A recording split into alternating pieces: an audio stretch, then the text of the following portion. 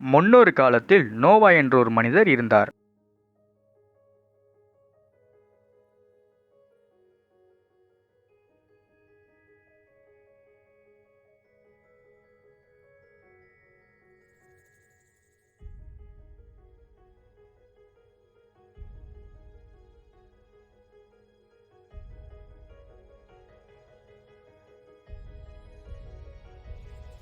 அவர் தேவனுக்கு மிகவும் பயந்து கீழ்ப்படிந்து வாழ்ந்து வந்தார்.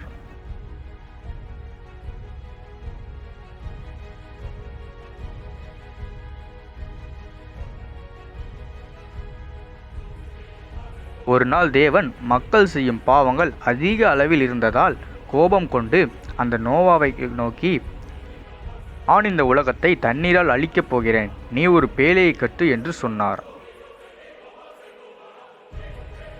நோவா பேழையை கட்டும் பொழுது அநேகர் அவரை பார்த்து சிரித்தனர்.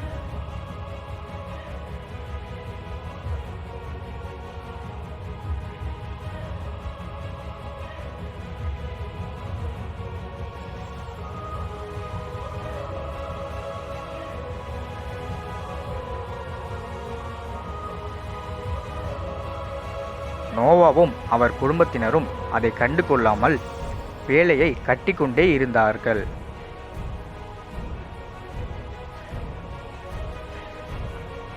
நோவா அவருடைய பேழையை தேவன் சொன்ன மாதிரியே கட்டிக்கொண்டே இருந்தார்.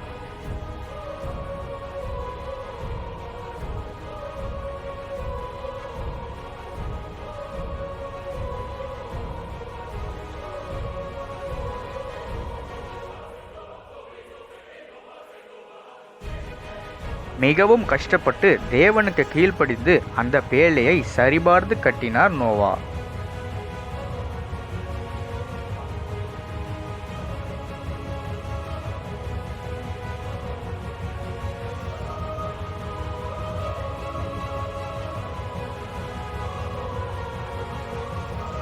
ஒரு வழியாக பேழையை கட்டி முடித்தார் நோவா.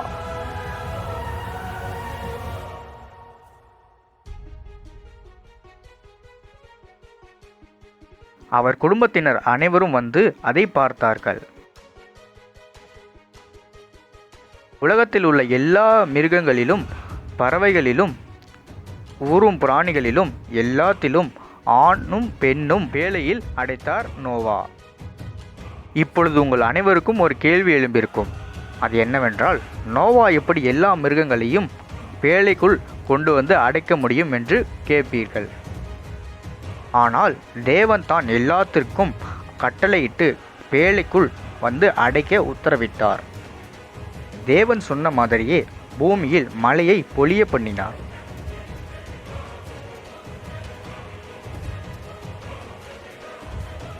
எல்லா மிருகங்களையும் பத்திரமாக பேழைக்குள் சேர்த்து ஒழுங்கு பண்ணினார் நோவா.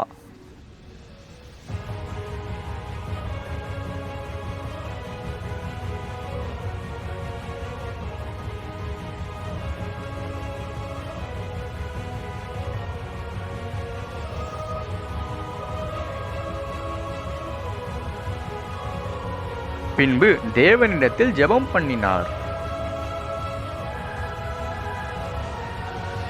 மழை அதிக அளவில் பெய்யும் பொழுது உலகம் முழுவதும் தண்ணீர் சூழ ஆரம்பித்தது.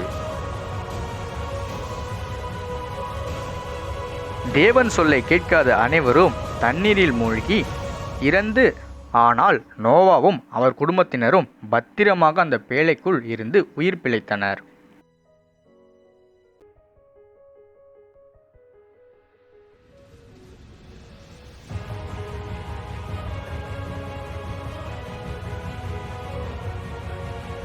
சில மாதங்கள் கழித்து நோவா ஒரு புறாவை அனுப்பினார். அந்த புறாவானது ஒரு ஒலிவ மரத்தில் உள்ள இலையை கொண்டு வந்தது. நோவா அறிந்து கொண்டு தண்ணீர் எல்லாம் வற்றினது என்று எல்லா மிருகங்களையும் வெளி உலகத்திற்கு அனுப்பினார் நோவா.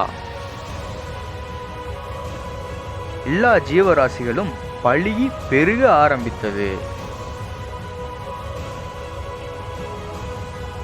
நோவாவின் மூலியமாகவும் நோவாவின் குடும்பத்தினர் மூலியமாகவும் பல மக்கள் தோன்ற ஆரம்பித்தனர்.